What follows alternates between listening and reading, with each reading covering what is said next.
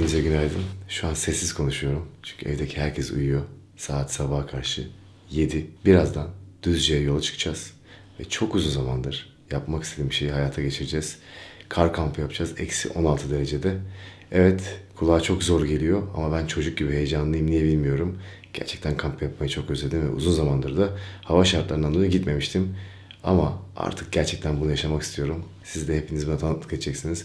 Umarım güzel bir serüven olur. Hadi artık yola çıkalım.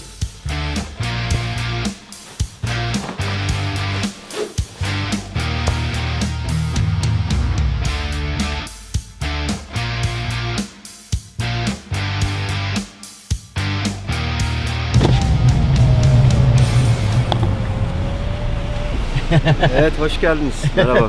Ne haber abi? İyiyiz çok şükür. Harun merhaba. Benim abi.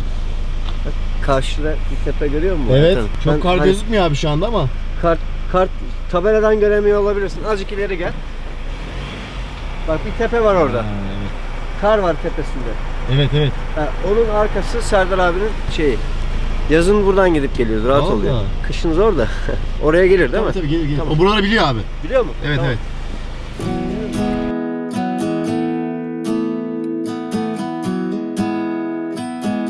You were the type that eclipsed the room. Vay aslanım benim. Bırak kendi gitmeyi. Başkalarını da çek. Kilitlendi. But no one would ever bet against us if they saw us exchanging glances. Bırak kendinizi çıkartmayı. Faysal abi çıkartıyoruz bir de. Ya. Vay. O neydi be? Şu an var ya adrenalin dibine vurduk yemin ediyorum.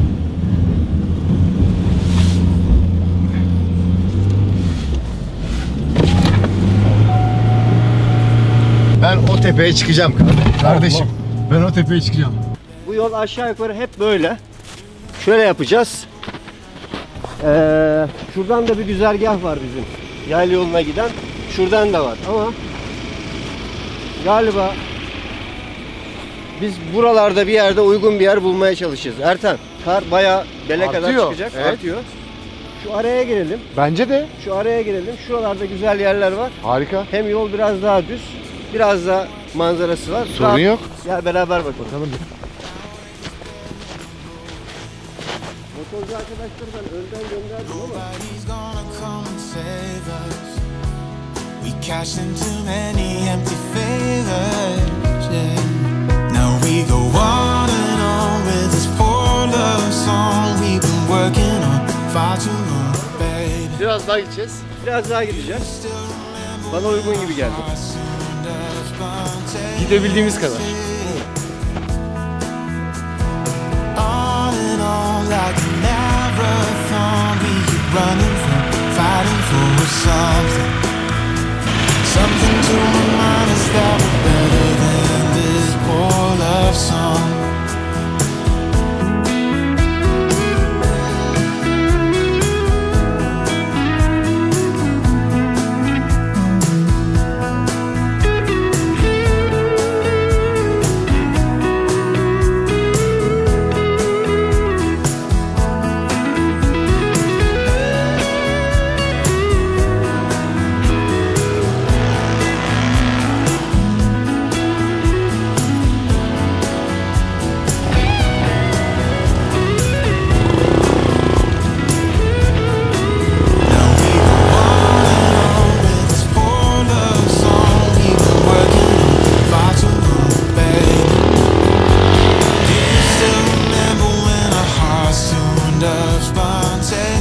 Selam beyler. Hoş bulduk. Akü var, yedek akü. Tamam nasıl istersen. Akü evde mi? Nerede? Burada. Tamam siz bakın abi çalıştınız gibi. Ne taşıyacağız oraya abi kamp yerine? Taşıyalım. Şu bir. Arkadaşlar Bunlar nazarlık olsun. Böyle biraz zorlu başladı ama her şey çok güzel olacak çünkü bembeyaz bir atmosfer var. Oksijen hissediyorum şu anda.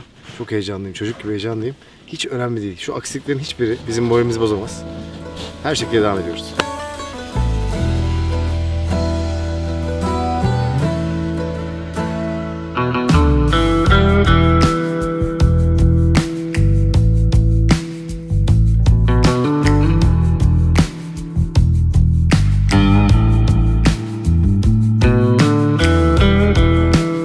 Evet.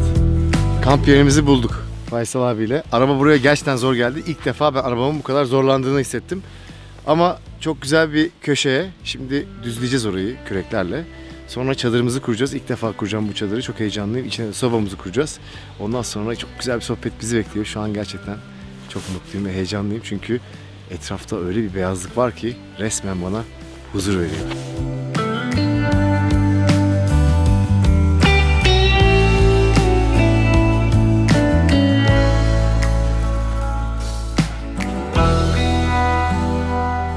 Çadırın kapısını doğuya vermemizin sebebi Türkiye'de aşağı yukarı bütün rüzgarlar kuzey ve batıdan gelir.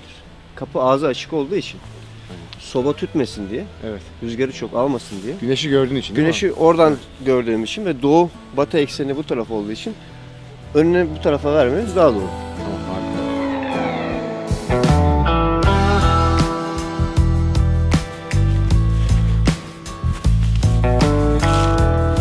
Şimdi bunu yere sereceğiz. Evet.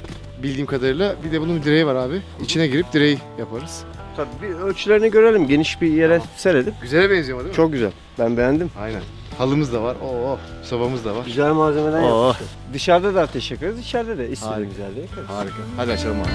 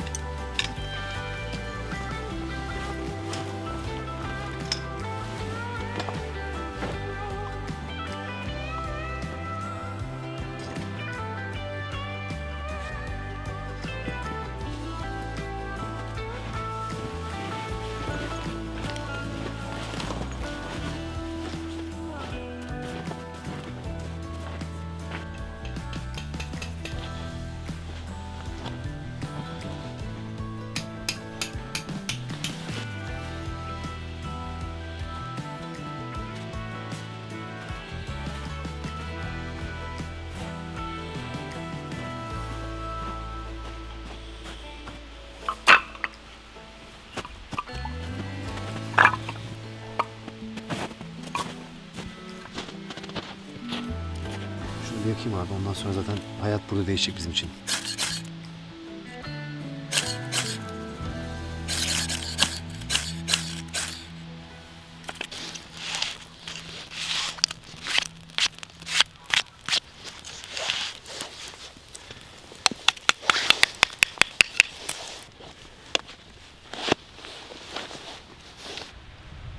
Normalde bunun bir de bacağın üstünde olması lazım. İki boru daha var. Bunları da getir.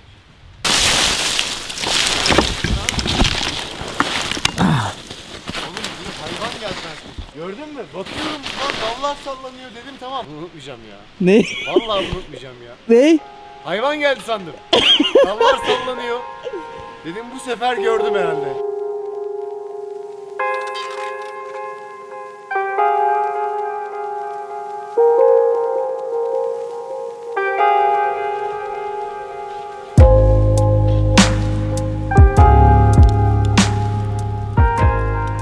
Evet Faysal abi, işlerimizi bitirdik, karnımızı doyurduk. Ateşin başına geçtik. Ateş için de doğanın televizyonu diyorlar. Hatta insanoğlunun da ilk başarısı diyorlar abi. Ateş yakıp insanlar etrafına tabii, oturmuşlar. Ha, bir kitapta okudum bunu geçenlerde. Bear Grylls'in kitabında okudum. Diyor ki insanın ilk başarısı ateş yakıp etrafına oturmakmış. Gerçekten kampa geldiğimiz zaman, bir ateş yaktığımız zaman sanki orası böyle bir yaşam alanı haline geliyor değil mi Faysal abi? Ya ateş yani ışıkla, motivasyonuyla, ne bileyim, doğallığıyla insanı gerçekten çekiyor. O konuda doğru, güzel de bir benzetme yaptın. Televizyon gibi izlettiriyor da kendini. Ama biliyorsun şu anda karlar üstündeyiz. En güzel motivasyon ısıtması şu anda. Vallahi şu an ısıtması. Işık olmasa da Şu an ısı lazım yani. Gerçekten hava çok soğuk. Gelmeden de biliyorduk zaten çok Tabii, soğuk olacağını. tabii. Ama Faysal abime geldiğim için biliyoruz yani ne yapacağımızı biliyoruz. Nasıl ısınacağımızı, odunumuzu, her şeyimiz hazır. Zaten arkada da çok güzel bir çadır kurduk. İçinde de sobamız şu anda çadırı ısıtıyor değil mi Faysal Evet, abi? her şey güzel. O yüzden Ayarladık. çok üşümeyeceğiz. Ama bazen böyle üşümek, konfor zonundan çıkmak, çadırda uyumak, işte biraz dışarıda üşüyüp tekrar ateşin başına gelmek falan böyle bana acayip keyif veriyor. Ama Faysal abi şöyle bir şey var. Belli bir yaşa kadar kamp yapmayı sevdim. Doğaya gitmeyi sevdim. Sen zaten benim bu konuda çok örnek aldığım ve bana bu işi sevdiren kişilerden bir tanesisin. Estağfurullah. Ama belli bir yaştan sonra çok daha iyi anlamaya başladım abi. Bilmiyorum. Hani ya bunu dededen babadan senin gibi böyle hani almak lazım. Hep sevmek lazım.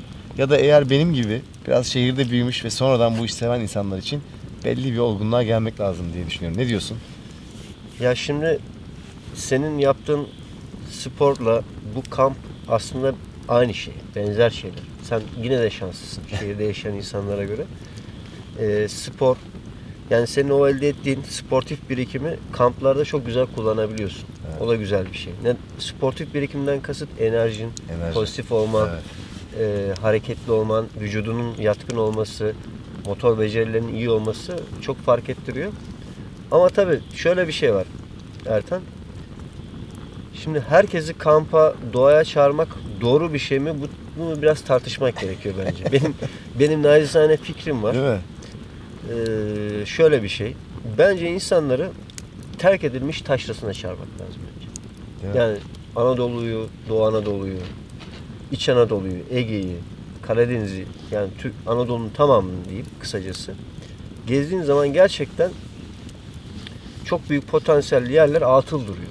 Evet. Bence insanları buraya davet etmek, buraya çağırmak, ondan sonraki aşamada da doğa olabilir. Veya kamp olabilir. Neden? Bunun nedeni de şu. Köyde, kasabada yaşadığın zaman veya taşra diyelim orada yaşadığın zaman ister istemez bazı şehirde bulamadığın konforu, az önce bahsettiğim Evet. konforu orada kendin yapmak zorunda kalıyorsun. O zaman da becerilerin Yani artıyor, değil mi? doğalgaz yok, sobayı yakmak zorunda kalıyorsun. Yani senede 200-300 kere soba yakmak zorunda kalabiliyorsun. Ateş yakmak zorunda kalabiliyorsun. Yeri geliyor ekmeğini kendin yapmak zorunda Su kalıyorsun. taşımak zorunda kalıyorsun. Bunun faydası ne? Bu becerilerin yemek yapmak, ateş yakmak, işte odun kesmek, testere kullanmak, kendi çözümlerini kendi bulmak. Bu becerin doğaya çıktığın zaman senin sırtında taşıdığın en büyük sırt çantası oluyor. Evet. Ama aslında İçi insanı dolu mutlu sırt eden çantası bence bu oluyor. abi ya. Gerçek insan böyle mutlu oluyor. Aslında şehirdeki insan çok iş yaptığını zannediyor. Ama belki bu beceri ihtiyacı olan işler yapmıyor. Mutsuz oluyor. Neden mutsuz olduğunu da bilmiyor. O yüzden el işi yaptığın zaman, kendi işini kendin yaptığın zaman, yemek yaptığın zaman mesela ben belli bir yaşa kadar hiç yemek yapmıyordum. İlk yemeklerimi doğada yapmaya başladım. Eşim bile şaşırdı ya sen evde Öyle bir şeyin yoktu, yapmazsın nereden falan. çıktı o? Şimdi Tabii. ilgi duymaya başladım. Ya da atıyorum el işi mesela, tamam spor yatkınlığım var ama mesela el işlerinde bir şey yapsam çok becerikli değildim. Gittikçe geliştirmeye başladım. Yine arkadaşlarım ya sen hiç bunları yapmıyordun diye. Niye biliyor musun abi? Şunu keşfettim. Çünkü eskiden insanlar bütün bunları çok iyi yapıyormuş. Yani aslında bir insan birçok şey yapabiliyormuş. Şimdi biz bir şeyi Evet, yapsak kendimiz başarılı sayıyoruz. Mesela birisi çok iyi yemek yapıyor, şef. Vay be adam çok. Ama aslında bir insanın yani bir özelliği bu. Evet, Bence evet, bir haklısın. insan çok yönlü olmalı. Şehirde insanlar farkındaysan hep tek yönlü. Yani bir iş yapıyorlar. Ama doğada abi mesela örnek veriyorum. Sen belli bir seviyede marangozluk bilgin vardır senin. Belli bir seviyede şeflik bilgin var. Belli bir seviyede yön bulma. Yani birçok şey sayabilirim. Niye? Çünkü optimum seviyede özellikler olması gerekiyor doğada yaşamak için. En çok doğanın verdiği şey bana bu abi ya. Gerçekten farklı şeyler öğrenmek diyebilirim sana. Yani Ertan, senin gidiş yolun oldukça iyi, güzel. Yani inşallah hayatın sonuna kadar hiç kopmadan böyle doğadan, tabiattan, sevdiklerinle beraber, dostlar gibi, işte sizler gibi, arkadaşlar gibi, bizle beraber olan Selçuk gibi arkadaşlarla beraber bilebildiğimiz kadar, yapabildiğimiz kadar şeyleri, bir de hem doğaya çıkıp o doğanın vermiş olduğu güzellikleri, o hazzı içinde hissetmek, hem de dostlarla paylaşmak daha da güzel. Yani onu kat sayısını arttırıyor. Yalnız şöyle bir şey, ben İstanbul'a, Ankara'ya, büyük şehirlere tabii ki gittim. Şehirlerde insanların yaşaması için geliştirilmiş. Zamanında oralarda küçük yerlerdi. Sonra büyümüşler. Ama şöyle bir şey hissediyorum. İşte şu gelirse, bu gelirse, ayı gelirse ne yapıyorsun? İşte Bana en çok sorulan soru. birincisi, hani bugün de biraz seninle sohbet etme imkanımız oldu. Onlar bizim karşımıza çıkmıyor. Biz onların karşısına çıkıyoruz yani. Çünkü onların yeri burası. Onların oturma odası burası. Aynen Biz öyle. onların yanına gidiyoruz. Ama şehirde işte az önce söyledim ya, büyük şehirlere gittiğimde ben yoruluyorum. Neden yoruluyorum biliyor musun? Her şeye dikkat etmek zorunda hissediyorum kendimi. Evet. Niye? Trafik, kırmızı ışık, yandan geçen insan, karşıdaki dikkat çeken ışıklar, ondan sonra kat ettiğim yol, üst geçit, alt geçit, ondan sonra gürültü. O ister istemez şeyimi yoruyor. Biraz da bu böyle sessiz sakin yerlerde yaşamanın da dezavantajı. Evet abi. Ama sana şöyle söyleyeyim. Sen de alışmaya başlarsın. Yakında İstanbul böyle yaşadığın yer sana gürültü ve yoruculuk anlamında fazla gelmeye başlar. Ben sana söyleyeyim. Tabii mecburiyetlerimiz var. Tabii, İstanbul'da tabii ki, ama ben mutlaka. İstanbul çok da sade yaşıyorum yani. Ha, Kalabalık doğru. yerlerden Sen biraz zaten şanslısın kamyon o konuda. kullanıyorum abi. Yani kalabalık yerlere giremem. Evet. Ama ben de sana tam tersini söyleyeyim bu örneğinin. Sen diyorsun ya İstanbul'a geldiğim zaman böyle hissediyorum diye. Bugün seninle buluştuğumuz zaman sizin köyün meydanında kahve oturduk ya. Evet. Evet. Abi bana inanılmaz sebepsiz bir mutluluk geliyor. Anlatamam sana. O Çünkü pozitif insanlar var. Evet abi gerçekten bu insanların bak laf olsun diye söylemiyorum. Bu insanların Güvende hissettiriyor evet değil mi? abi bu Evet, insanların rahatsız olmuyorsun. auralarının Evet. bak şehirdeki insanları kötü demiyorum. Ben de şehirde yaşıyorum. Bizlerden diyeyim yani hani başkalarını kötü demiyorum başkalarını ama bu insanların enerjisinin bizlerden farklı olduğunu düşünüyorum. Daha dingil, daha pozitif, daha mutlu. Ve bunu alıyorum karşıdan. Ya bugün mesela hemen hissettim abi. Yani senin hissettiğin şeyin tam tersi. Ben buraya gelince huzurlanıyorum. Ya şimdi şöyle bir şey var Ertan. Yani slogan sözler söyleyerek işte standart şeyler sözler söyleyerek bu doğayı sevdirmek, işte şeyler yapmak, bunlardan bahsetmekten çok hoşlanmıyorum ama şöyle bir şey var. İmkanı olan, yapabilecek insan mutlaka böyle şeyler yapsın. Evet, Bak değil işte seninle görüştük, telefonla buluşalım, çadır kuralım. Ben hevesimi çok belli edebilen bir insan değilim. Çok heveslendim. Gelsin yapalım, şey yapalım. Çünkü hem senin iyi insan olman, hem doğaya gitmiş olmamız, hem arkadaşlarınızın olması. Yani hepsi beraber olunca güzel oluyor. Ben sana farklı örnekler de vereyim. Yani şimdi yanlış anlama.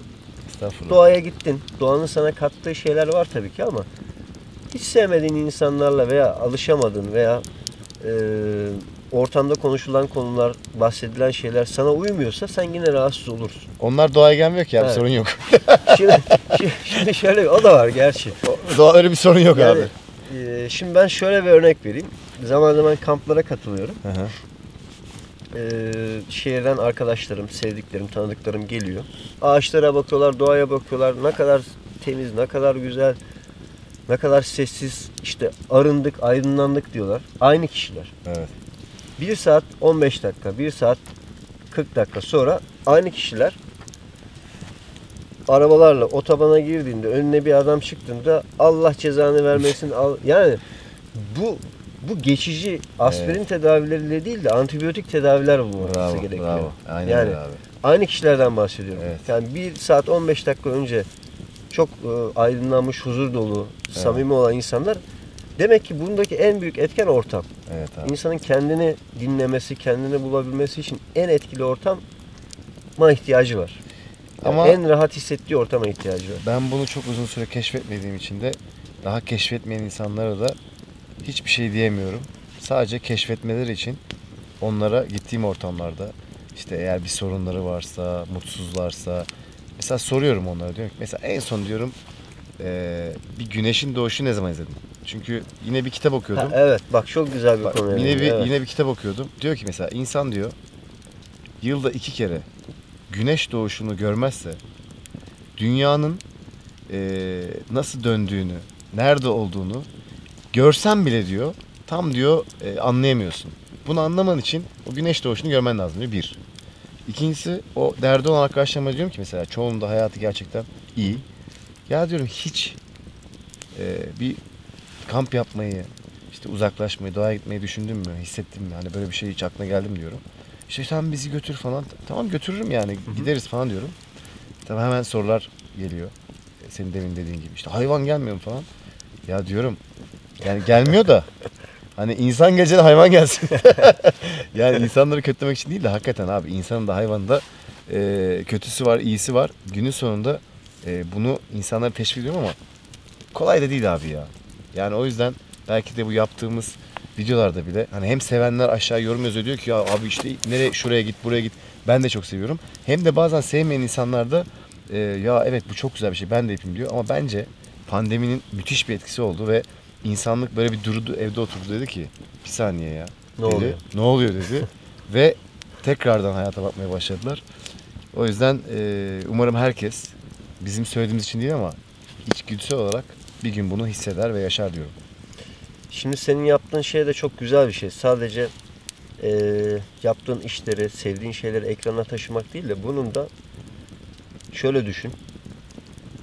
Çok pozitif etkisi var. Senin videolarını izleyen insanın aklına kötü şeyler gelmez. Sağ ol. Anlatabildim mi? Yani minimum her şeyi katkısını geçtim. Seni izledikten sonra bir yeri kıracağım, bir yeri dökeceğim, şunu yapacağım, bunu yapacağım diye düşünmez. Eyvallah. Yani imrenmek, özenmek, örnek almak anlamında doğru. Çok güzel bir şey. Yani sadece bunu hani kampı ben yapıyorum. Kendim bu ateşten ısınıyorum. Bu çadırda ben kendim kalıyorum diye düşünme. Bu yaptığın şeyler seni izleyen insanların negatif yönde hiçbir motivasyonunu sağlamıyor. Hep pozitif sağlıyor. O Evet. yüzden bu bile yeterli. İnşallah Evet. öyle yapıyordur. Yani ben zannetmiyorum. İlla ki izleyip de kötü şeyler algılamak isteyen insanın o içinde kendi sorunları vardır. Yani onun kategorisi başka. Evet. Yani bugün de sohbet ettik biraz işte doğa, insan, aile zaman zaman da konuşuyoruz seninle. Yani sevgi biraz kalple olur. Biraz da akıllı olur. Sen ikisini birleştirmişsin maşallah. Yani Eyvallah, sağ ol. doğru yolu Teşekkür doğru yol ederim. demeyeyim yani kötü bir yolda da değildin. Ya, Sporcu bir estağfurullah, kimliğin estağfurullah. vardı, şeyin vardı ama daha da alternatifli güzel bir yol bulmuşsun. Abi her yaş bir şey öğreniyoruz. Tabii. Yaşlanmak güzeldir. Bak, Kesinlikle güzel. güzel. Bedenen belki birazcık yavaşlıyorsun ama kesinlikle yanlış oranın azalıyor abi. Hata yapma oranın azalıyor. Yaşlandıkça kıdem alıyorsun hayatta. Kesinlikle. Böyle alıyorsun. Seni oyalayacak şeyler ister istemez hayatından ayrılıyor. Seni aşağı çeken konular azalıyor. Daha böyle hayata noktasal projelerle bakabiliyorsun. Doğru projelerle bakabiliyorsun. O anlamda çok iyi. Doğru. O zaman birazdan yatalım. Tamam. Çok geçe kalmayalım. Doğru. Sen de yorgunsun. Yorgunum biraz Evet. ama yarın güzel bir yürüyüş yapar. Tabii. Ondan sonra biraz da buraları keşfederiz. Sen buraları çok iyi biliyorsun çünkü. Ya Yarın güzel bir yürüyüş yaparız olur mu? olur tabii. Gönlüm isterdi sizleri daha da güzel yerlere çıkartmak ama malum hava şartları bu sene oldukça kar yağdı. Bayağı zor geldik abi. Evet, yani. bayağı da zor geldi. Biraz ufak tefek aksamalar oldu. O da bu işin tuzu biberi. Ben keyif aldım. Yarın kalkalım. Tamam. Bildiğim güzel birkaç yer var. Oralara gidelim. İyi abi. Tamam, Tamam. abi. Yapalım. Tamam.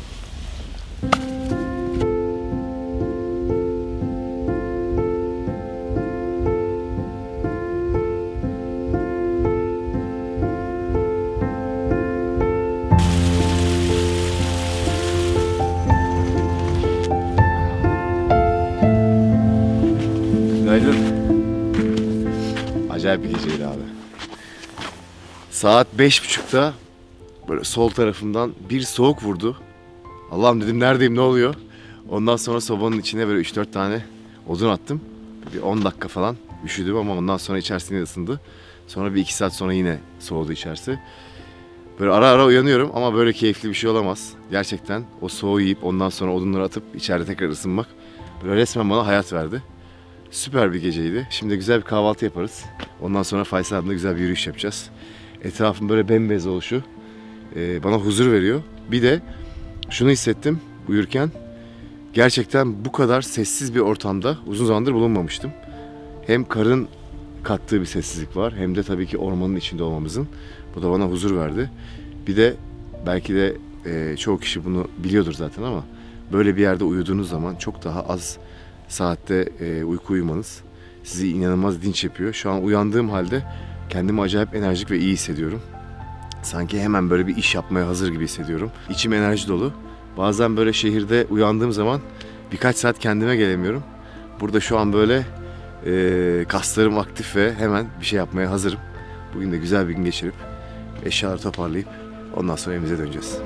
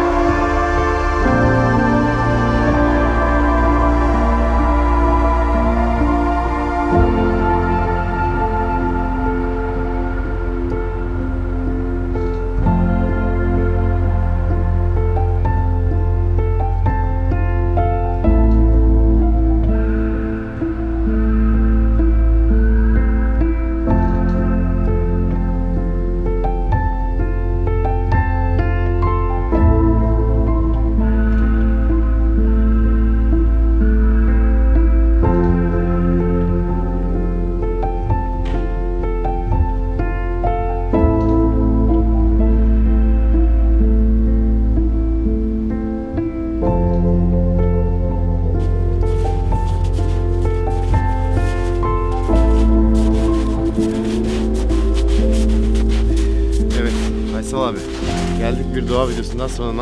Abi çok teşekkür ederim her şey için. Rica ederim. Bugün çok güzel bir yemek yaptık ve yedik. Akşamüstü de bir yemek yiyeceğiz. Tabii ki her şeyi video çekemiyoruz. Çünkü biz de biraz buranın keyfini çıkartmak istiyoruz. Ama doğaya her geldiğimde gerçekten kendimi iyi hissediyorum. Sizler de bu videoyu izleyip ya abi ne zaman kamp videosu geliyor? Çok seviyoruz diyorsunuz. Ben de bu tür videoları gerçekten oturma odasında böyle kahvemi çayımı alıp izlerken çok keyif alıyorum. Ama inanın burada olmak, bu kara basmak, soğuğu hissetmek, sobaya odun atmak, yemek yapmak, doğanın sessizliğini hissetmek, oksijen almak, bunlar izlemekten çok çok daha keyifli. O yüzden umarım sizler de böyle keyifli kamplar yapıyorsunuzdur ve böyle sevdiğiniz abileriniz, arkadaşlarınız, dostlarınız vardır. Çünkü bu işler beraber yapınca güzel. Tabii. Şimdi biz videoyu kapatıyoruz ama biraz yürüyüş yapacağız ve tabii ki en zor kısım toparlanma kısmını yapacağız. Çok düzenli olmamız gerekiyor. Neden? Çünkü bir dahaki kampa başlarken aynı nizamda, aynı düzende eşyalarımızı bulabilmek için ve her şeyin temiz ve tertipli olması için nasıl buraya geldiğimiz zaman bir heyecanla bu kampı yapıyorsak toparlanırken de bir o kadar da yine düzenli bir şekilde kampı toparlamamız ve tabii ki geldiğimiz yeri de bulduğumuz gibi bırakmamız gerekiyor arkadaşlar. Faysal abi çok teşekkür ederim her şey için. Rica ederim. İyi ki varsın. İyi ki buralardasın. Evet. Güzel şeyler, iyi şeyler, doğada dahil dostlarla paylaşınca güzel. Değil mi abi? Evet. Ben çok uzun bir şey söyledim ama Faysal abi 2 cümlede aslında bütün bunları özetledi. O zaman başka videoda görüşmek üzere arkadaşlar.